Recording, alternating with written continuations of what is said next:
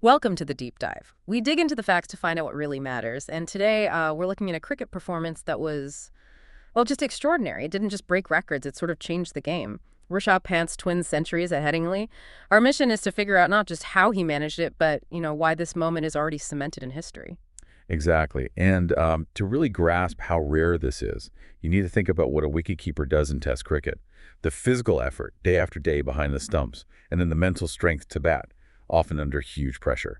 For Pant to hit 2 centuries in one Test as the keeper, and in England, which is notoriously tough for batting, well, that tells you something special. It shows incredible grit, skill, and just pure mental toughness. Yeah, what really got me about that first innings wasn't only the score, but how he scored them. June 22nd, day two, Pant smashes 134 runs off just 146 balls. He walked in when India was, well, struggling a bit. So what did that 134 scored so quickly actually do for the team then, for morale? Oh, it was absolutely massive. Pivotal. It wasn't just runs on the board. It was like a counterattack right when India needed that lift. It pulled them out of early trouble and helped them post a really strong total. And looking bigger picture, that was Pant's 7th Test 100, right? His 4th against England. And crucially, it meant he went past MS Dhoni, most Test tons by an Indian keeper. Wow. Yeah, that's a huge moment. Kind of passing the torch, putting him in his own category for India's wicketkeepers. Okay, so the first inning sets the stage. But then day four, it wasn't just doing it again. It felt like Pant was doubling down, taking something great and making it, well, properly historic. He gets another 118 runs this time, June 23rd.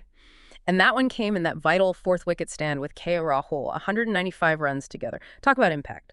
That partnership, the 195 with Rahul, it wasn't just about the scoreboard ticking over. It was a real psychological hit for England. Yeah. A big fourth wicket stand like that, it often dictates the game, especially when you're aiming to set a huge target. It showed India wasn't just recovering. They were taking complete control. And Pant was the main force driving it forward, playing his shots, even with everything on the line. Fearless. So let's add them up. 134 plus 118. Mhm. That's 252 runs. What does that total and scoring 2 centuries in one match as a keeper really mean in cricket history? Because for you listening, like we said, this goes beyond just the numbers. It's seeing an athlete just break boundaries. It's genuinely epoch-making, that 252 total. It's a new record for any wicketkeeper in a Test match on English soil, ever. But the really big one, he became the first Indian keeper to score twin centuries in a Test in England. The first Indian keeper. Yes, and incredibly, only the second wicketkeeper in the entire history of Test cricket to do it. He matched Andy Flower. That's the company he's in now. Just imagine it.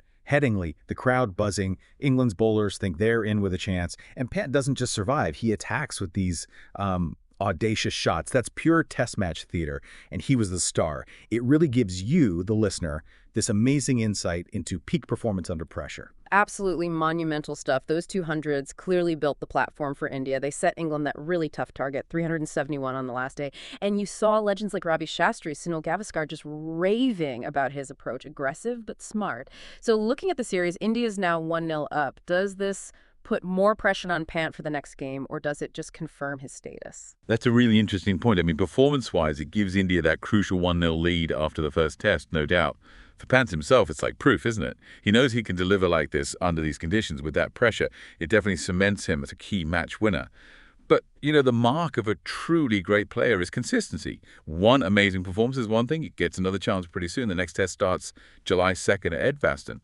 So it leaves you thinking, doesn't it, what does it really take for someone to not just win, but to do something that rewrites the record books, inspires everyone?